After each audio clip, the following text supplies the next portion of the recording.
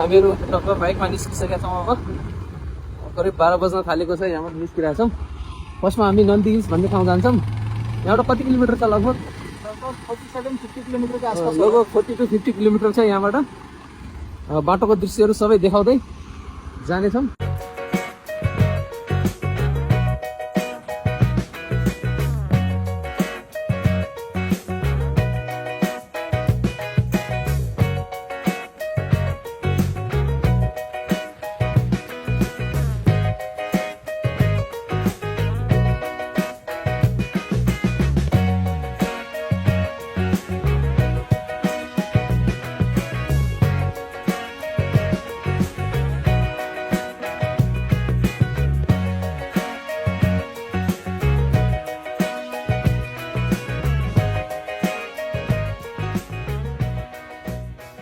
साथीहरू हामी लगभग नन्दी हिलतिर पुग्न थालेका छौँ। यहाँनिर ठ्याक्क नन्दी हिल जाने चोक छ होइन, नन्दी हिल जाने बाटो चोक।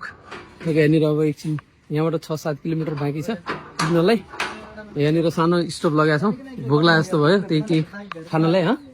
खाऊँ न केही खानु भयो? हुन्छ हुन्छ, इडली खाऊँ। अनि यहाँनिर हल्का भोक लागे जस्तो नि भयो। लगभग 50-60 किलोमिटर हो नि त। अब 6 किलोमिटर मात्र छ यहाँबाट। यहाँनिर खाजा खान्छौँ अनि त्यसपछि फेरि निस्किन्छौँ। यो साउथ इन्डियाको एकदमै फेमस साम्बर इडली र यो चटनी खाइरहेछौँ। साथीले स्टार्ट गरिसक्यो। मैले अहिलेसम्म खाएको छैन, फर्स्ट टाइम खान जाँदैछु।